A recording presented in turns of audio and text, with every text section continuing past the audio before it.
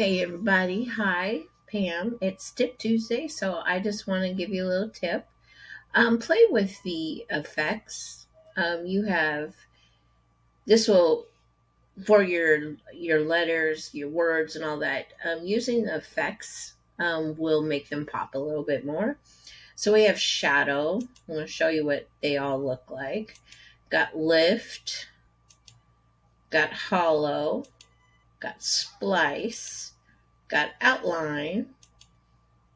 Got echo, glitch, neon, and then we have background.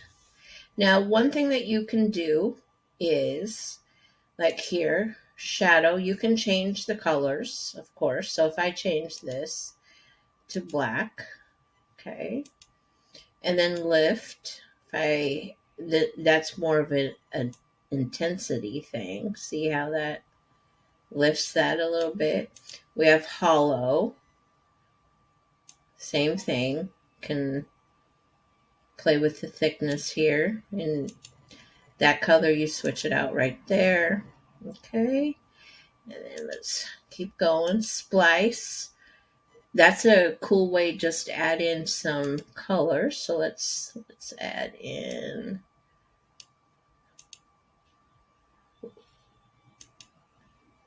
okay, just playing around with it. All right, and then what else? So then we have outline. This is one of my favorites, and you can also do the thickness of this. All right. And then we have echo, same has the offset or the direction, and color. You can play around with the color there as well. Glitch, same thing, got colors here. Neon, there you go. So, there we go. Let's go back to this one.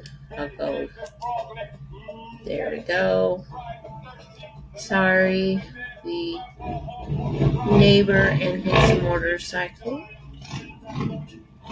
So play with the effects. Now there's one other thing I did here is I did animate, and I put in enough words that the whole circle will go around.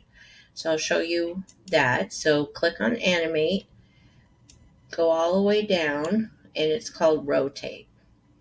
And see how it's rotating like right there? Yep.